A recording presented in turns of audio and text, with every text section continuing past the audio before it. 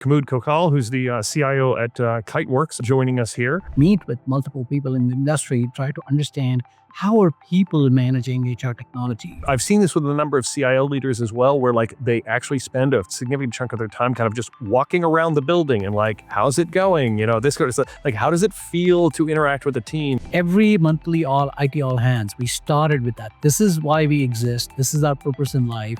This is where we are today. This is where we are going to go. And this is how we're going to get there. All projects, initiatives that we like, had to align with our mission, vision, and strategy. What do you think in terms of AI in the future? And that future is not too far away, where humans and agents are going to work together synchronously with each other.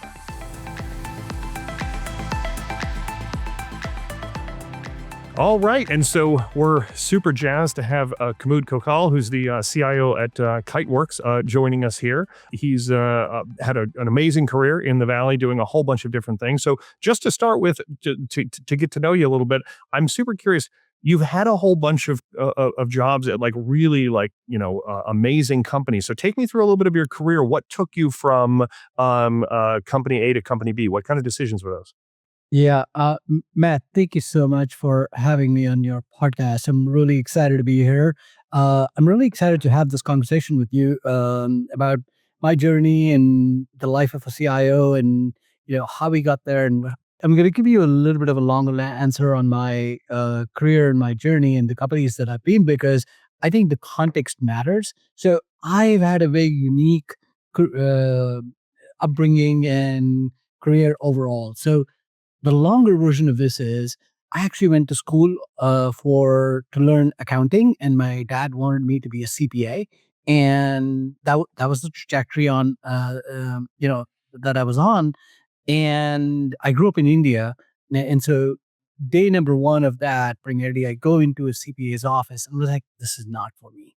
And about that time, I'm completely going to date myself here. About that time, there was these things that were coming up called computers, and I got hooked onto one of them. And so oh, this is great. Went on to do my post-graduation in computer science, migrated from India to Canada, and found my first, so grew up in my first job as a software engineer. And so grew up as a software engineer, and spent, I would say, the first third of my career in software engineering, developing code in all kinds of languages. I've had the pleasure and just the privilege of working at some really mission-driven companies. It started in Calgary with a oil and gas company. So Calgary is very much an oil gas town. Worked there.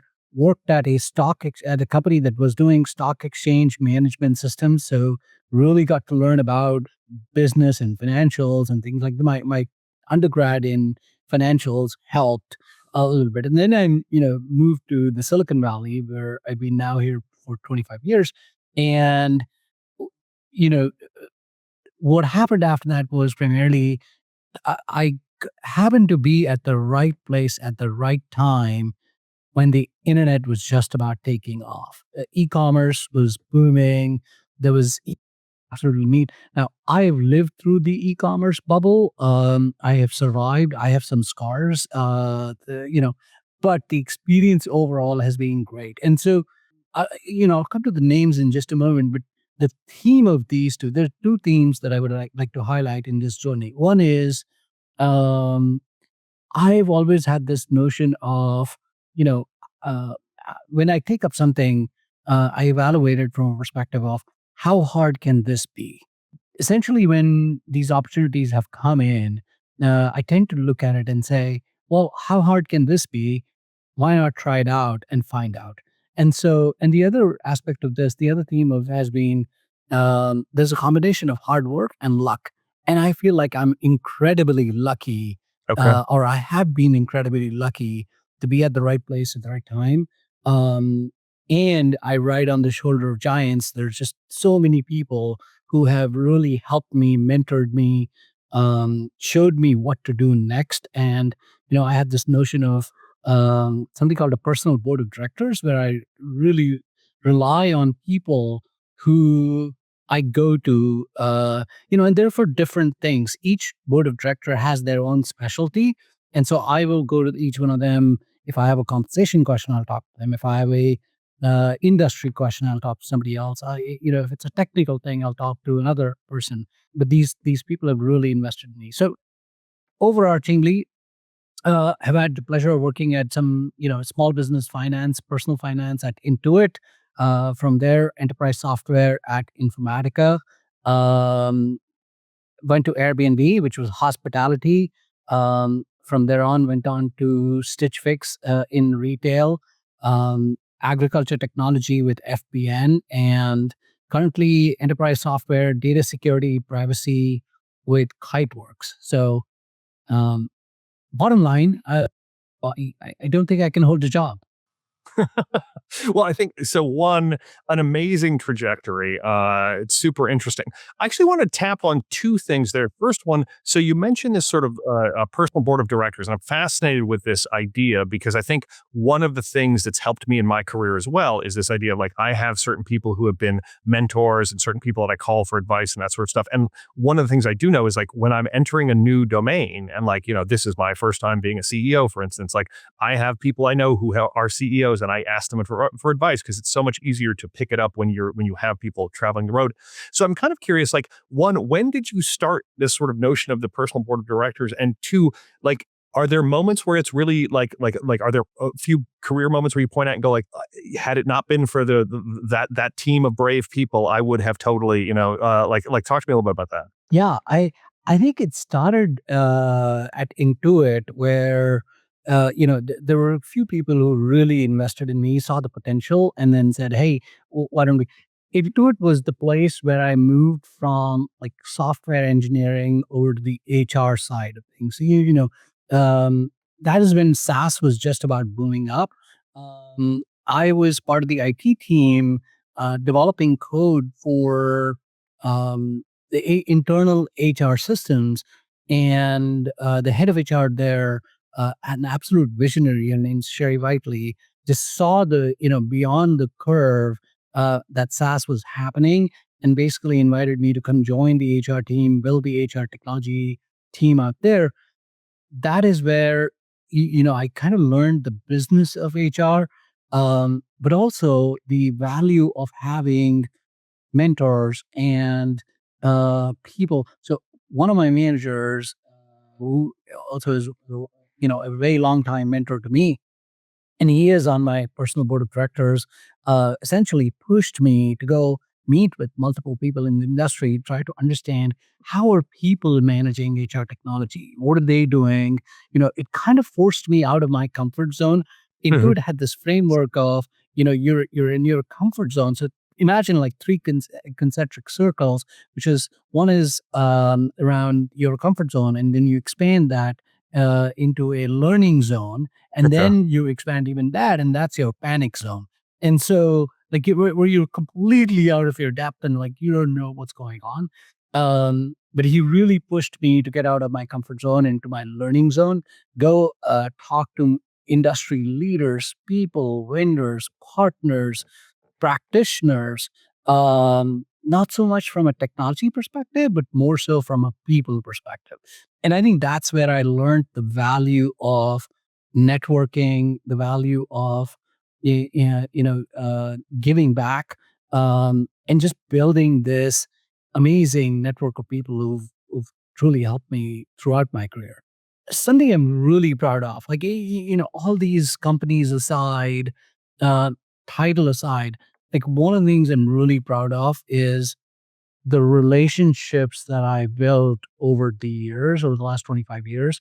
Like till this day, I have friends way back from Intuit, that I can pick up the phone and call or text, and I know I'm going to get a response back. And that's just, I'm incredibly lucky and blessed to have that. So I'm curious. So one of the things I'm always interested in, and I'm one of those people who like, I have to think intentionally about this sort of like, thing. If you're going out when you were just starting out and you said, I wasn't going out to talk to these people, particularly about technical things, because I mean, like we're technical people, so we can pick that stuff up. You were going to talk to them about people stuff. I'm curious, like, did you have like a question that you started that conversation with, or how did you end up teeing those things up to kind of like start the conversation with those people? Because I think like getting started is oftentimes the hardest thing. And so like, how did you end up, did you show up to somebody's office like, I need to talk to you about people stuff, go, or like, how did those conversations work? I think the culture of the organization really helped me in that regard because in one of Intuit's values was they called it follow me homes, but it was walking near customers' shoes. I'll give you a really good anecdote of that. So even when I was in the IT team, I hadn't moved over to HR quite yet. I mentioned we were developing software for the HR team, and in what Intuit at that point in time was doing and does till today, they do a lot of seasonal hiring. So we were building up this applicant tracker, like a homegrown applicant tracking system for volume hiring, right? And Got then so uh, what we did was once we had built it, we launched it, and day number two, the thing started crashing, and I'm like, wait a minute, we did our testing, like this was solid code. We did our testing, we did a UAT, we rolled it out. There was change management, like we had checked all the boxes, and so one of the feedback was, hey, let's go watch what our customers are doing. What are the recruiters doing right now?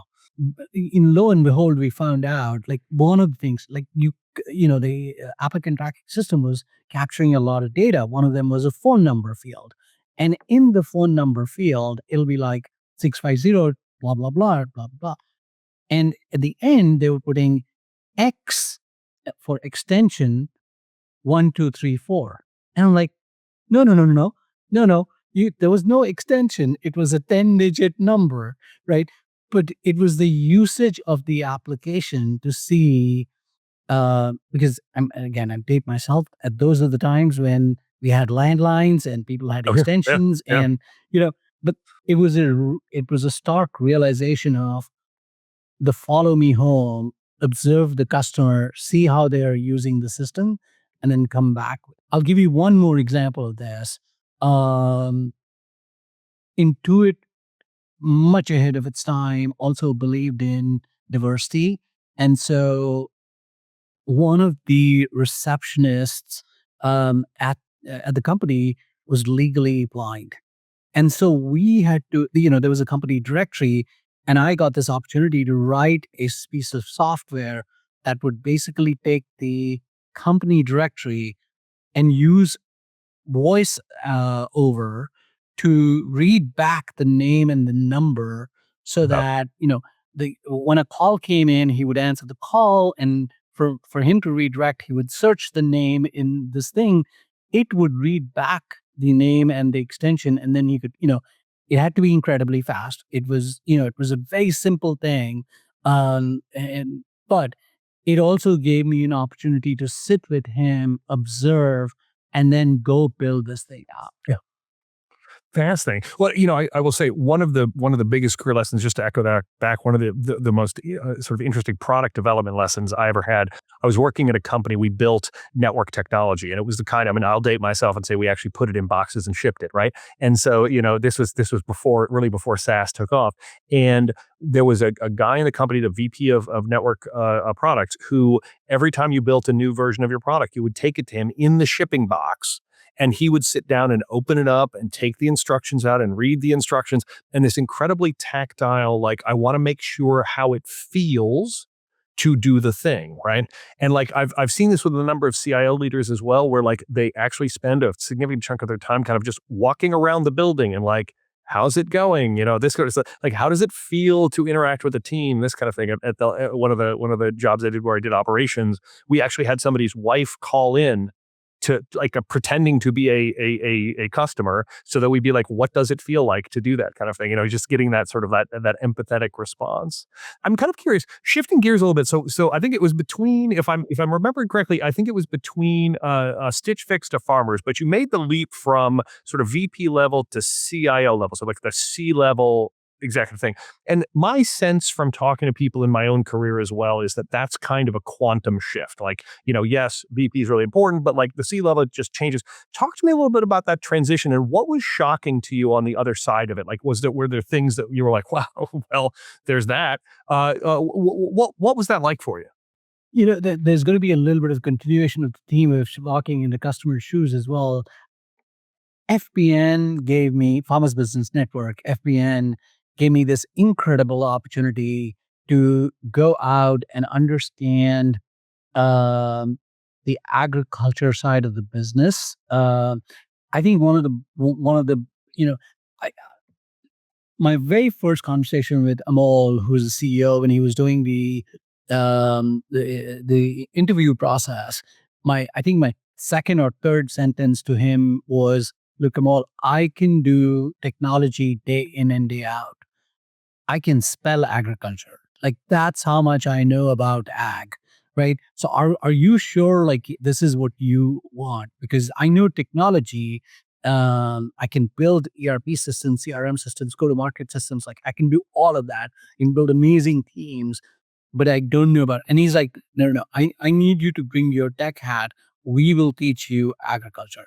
And to your question was shocking. Oh, I would say the first 100 days was how complex the business is. And again, when I took that leap, I was like, how hard can this be? That was my naive self. Like, but it gave me an incredible opportunity to travel across the country, places I would never imagine being, um, talking to people and understanding how they work. What do they, let me again, I believe in anecdote. So give you another example of this.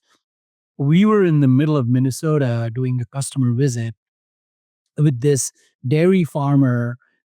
He's probably about 70, 75 years old, and he has a cattle farm that has 400 head of cattle. He's producing 29,000 gallons of milk a day, right? Like incredibly. And again, in my naivety, I'm like, hey, how's business for you?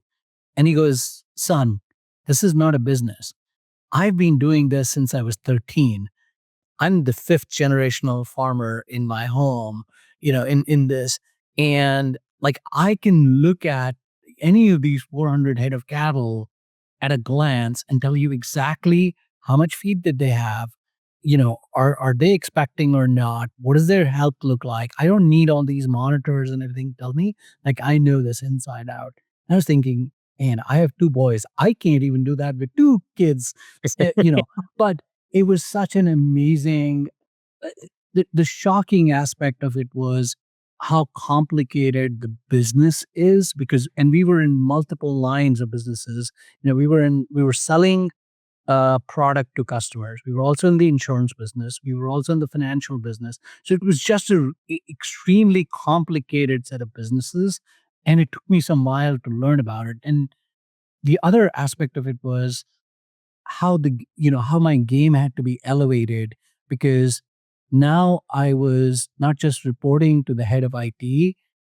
Even though I was reporting to the CEO, I felt like I was reporting to my peers, the CFO, the general managers of the businesses, the legal counsel, the head of HR. These are all my peers, but also my stakeholders, and my customers. And I really had to understand each of their language and be able to speak that language.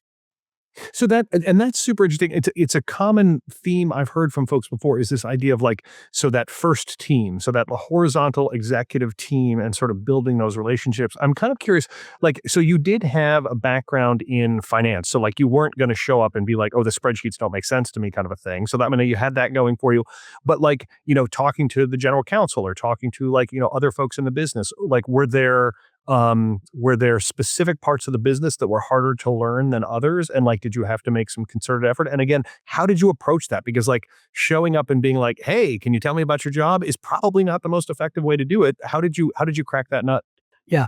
I have had I would say an MO across, many of these companies that I've had a pleasure of working with is in my first 90 days or my first 100 days in the company, I have this process which I called outside in and inside out. And what that is, when I come in, or whenever I've changed a job, I'm in a new role, or I've changed companies and I'm in a new role, I try and spend the first 90 and 100 days, primarily the first 30 days, trying to get an inside out perspective, which is talking to my team and telling me like, hey, where are, and there's common set of questions. What's working well? What's not working well?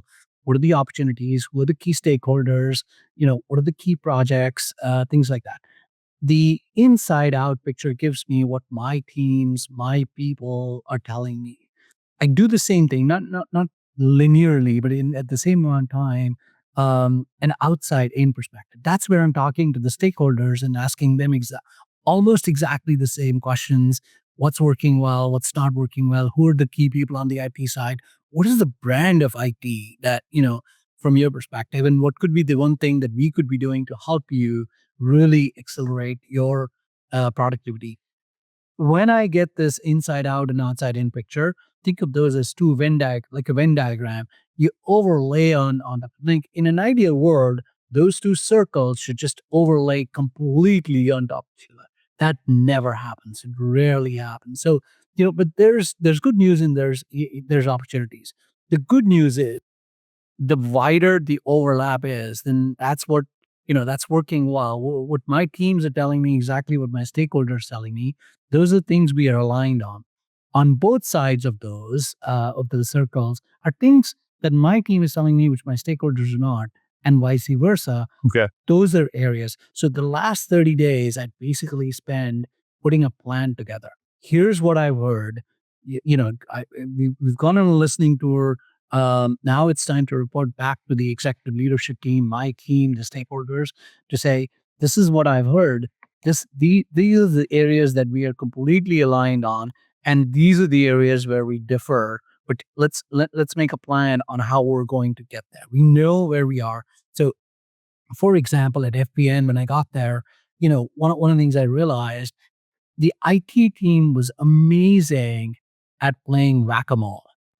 Okay. Things are going to come in and they would be like, they're just squishing it. But we didn't have a mission, vision, or a strategy. Okay. Why do we exist? Where are we today? Where do we want to go? How are we going to get there? So my first order of business in these first 100 days or so was primarily to not only build, I had an offsite with my leadership team, brought in some external stakeholders with us, and then built this mission, vision, strategy, one slider. But then that became my constitution. That is the one. And, we went back to the executive leadership team and said, hey, this is how we are going to operate. Every monthly IT all hands, we started with that. This is why we exist. This is our purpose in life. This is where we are today. This is where we are going to go. And this is how we're going to get there. All projects, initiatives that we would like, had to align with our mission, vision, and strategy. Got it. Now that makes tons of sense. And from a leadership perspective, I think that really does resonate with sort of like the biggest sort of conceptual shift is the idea that like, it's not your team versus the world. It is very much like you've got to find that overlap and like make sure that you're doing the things your stakeholders actually want, or else kind of what are you doing? And I've in talking to tons of customers and tons of leaders and things like this, I always find it kind of interesting that it takes that sort of like higher level view to kind of look around and go, hang on a second, like we've got other stakeholders and things like this. So it's super useful. I want to pivot, perhaps ungracefully, to talk a little bit about you and I, you and I have trod some of the same ground. We have some of the same gray hair. And so like we've seen lots of technologies come and go, but right now we're in the middle of like this absolute maelstrom of sort of AI and large language model technologies and agents and things like this. And so I'm kind of curious, one, from your perspective, looking back at your career and sort of like various transformations from, like the e-commerce and .com, like the birth of the internet, that sort of thing. What do you think in terms of AI? Is it a difference in kind? Are we seeing a total transformation in technology, or is it a difference of degree? And it's like, yes, we've seen transformational technologies and like, we'll see another one. Like, where's your head at on that? This evolution of AI, and again, I want to differentiate from an artificial intelligence perspective, you're not talking about AI and machine learning. We're talking about agents going Yeah. Gen AI, agentic AI, AGI, like that kind of stuff, forward looking. I really feel this is different. Like, I am old enough to have gone through not only the internet bubble to see, where I was able to send my first emails out to the consumerization of these devices. When the iPhone came out, BlackBerry, right, all of that, to the e-commerce revolution, to the blockchain promise, to data as an asset, and now we are at this. I would say Web 2.0, Web 3.0, and now we're at this AI moment, and I really feel this is different because it is such a pivotal shift that is happening from a technology perspective because this is in the future, and that future is not too far away, where humans and agents are going to work together synchronously with each other, right? And it'll be a bumpy ride. I'm 100% sure of that. Um, I read this article maybe about a year ago from McKinsey, and don't quote me on the source of the article. I can go help find it. But the essence of the article was IT is the new HR, where these agents are now going to be, we've already started seeing that in my current job. We're building multiples, like we were up to like 3 dozen, 4 dozen agents that are now floating around. Now we're starting to have this conversation of, so how are we managing these agents, right? Is there a agent, a trust relationship between agent to agent and agent to human? What does that look like? So we're starting to have these conversations, and I truly believe the ways of working in the next 3 to 5 years are going to drastically change for the better. Won't be, but for the better eventually, where this, I'm going to call it the revolution, is going to help us be much more productive. One of the quotes that I've heard recently through multiple people is that Gen AI is helping people not only be productive, it is also helping us increase our IQ easily by about 10 points, maybe 20 points or so. Okay. Just the tools that because it's become so easy for us to now go ask these questions or have these agents do something on behalf of us. It gives us the information. There are definitely times they hallucinate. That hallucination is getting smaller and smaller and smaller over Yeah. a period of time. So my take on it is I could not be more excited about the future from my vantage point. It is, yeah, I mean, I definitely think it's interesting, and it's sort of fundamentally changing the sort of the cost of certain classes of work as a thing. And also I think, like, as you're thinking about this, when you're thinking about having teams of agents and things like this, one of the things that I've sort of noticed is this idea that the skills it takes to sort of properly interact with large language models and get what you need out of them are very much management skills. Like, it's Yeah. like, okay, can you describe the goal you want, not the steps to get there? These kinds of things. It's very interesting to me. So one of the things is, I've watched, and there are a lot of teams that are sort of struggling to adopt agent technology for a host of different reasons, either organizational inertia or things like this. You've been successful at adopting them. Are there any sort of like mechanical tricks or things that you've done organizationally to make the adoption work better, right? Because, like, if you've got these agents out there, did you do sort of standard change management? Did you have to do like a hearts and minds campaign? How did you launch them? Are they targeted? Like, I'm super curious how that's worked out for you. Two things there. One, this started at FBN, and when OpenAI announced ChatGPT a few years ago, it seems like a really long time. It was only like 3 years ago, maybe 4 years ago or so. And I'm going to make sure I check the timeline. When they announced ChatGPT, we were already, as a company at FBN, we were already thinking about launching a chatbot for our customers.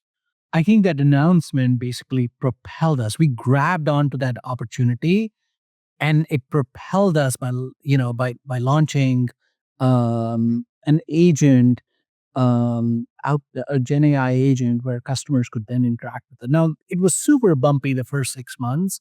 The tool that the team had built would just lie through its teeth. We have to go teach that, right? My bigger point being the executive team was very open to moving with the way we at that point in time. It's easy to look back, hindsight is 2020, and say, oh yeah, we should have absolutely jumped onto that bandwagon. We had no idea what we were doing. Like Sure. that's the honest truth. We're Yeah. like, this is a wave, we're gonna ride the wave, and we were going to see where it lands us. And when I came to Kiteworks, I got incredibly lucky with the fact that my CEO, my boss, is not only an AI enthusiast, but he's expecting his executive leadership team to be AI knowledgeable and to be AI, you know, a the word I've used is not just an enthusiast, but promoting AI within the company. So what what we have done now, and I've been there for a few months now, essentially identify real life business problems and lens of, hey, am I going to solve this through humans? Am I going to solve this through technology? Or am I going to go build out an agent who can then look at this problem and go solve it? We're taking, and I was talking about the army of agents that we're building. We're building both externally as well as internally. And so, and we're putting our money where our mouth is to say, look, you come with an idea about solving a real life problem, we're going to fund it. So in this case, your team is sort of enabling different business units. They show up and say, okay, this is a problem that we have, and you're going to help them and fund them to deploy agent technology to help fix that. It's a shared responsibility, and there are many executives. Our CMO has been on the AI bandwagon for the past 3 or 4 years at Kiteworks. Our head of product and engineering, they're building tools and technologies. IT team is building tools and technologies. We had a partnership with our HR team where the HR team came to us and said, "Hey, we want to build out a agent that can interact." So we use Teams internally, Microsoft Teams, and we build it. So to let the cat out of the bag, we now have a family of agents. We call it the Stevenson family. So Caroline is our HR and IT bot Okay. internally. And so you can interact with Caroline and ask questions like, and Caroline has the basic information about you because we've connected it to our infrastructure systems, our HR systems. And so Caroline knows who you are, where are you located, who your management hierarchy looks like, what department you're in. And so when you ask a simple question like, hey, what does our time off policy looks like? Caroline can make an assessment of, you're based out of San Mateo, you're in the United States, and here's the policy. So we fed the knowledge base. But that was a joint partnership between HR and IT to go build Caroline. Super cool. Okay, and I love that. I love that you gave them names and personalities. That's pretty awesome. And our external bot is named on the website. You can find Natalie Stevenson, who Natalie is our product Okay. bot. All right. Okay. So that's awesome. All right. I want to be respectful of time, so I want to ask sort of a wrap up question here. If there's a resource, it's a book, it's a podcast, it's a blog that you read that would help people who are either starting out in IT or are coming up the ranks and stuff like this. What's your go to or what's your reference that you always recommend to folks? Can I give you more than one? Sure. Because Sure. I'm an information junkie, so I'm like all over the place with this. But with the two, I'd highlight two books and two podcasts. Um, my first book is Five Dysfunctions of a Team. Like that is a Bible that I would take with Patrick every Lencioni. job. Sure. Yeah. Patrick Lencioni. It's amazing. Like every time I open that book, I'm like, yeah, I can, um, the other book is the first 90 days, Okay. the first 100 days. And that's again like one of these things that I carry around with me in a new job or a new role. The two podcasts that I'm hooked on right now, one is called Acquired. Ben and David, Yep. these guys do an amazing assessment of each of these companies. These are long form podcasts, but I love them.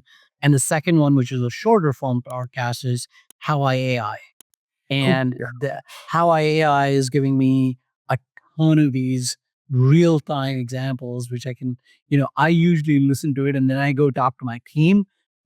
Hey, we got to build this. Part of Caroline's idea came from How I AI. Awesome. Well, I want to say thank you so much for visiting with us. I really appreciate it and all of the insight. And I'm actually going to go check out How I AI. So I really appreciate that. Thanks so much for taking the time. Matt, thank you. It was such a pleasure. Thanks for taking the time and thanks for having me here.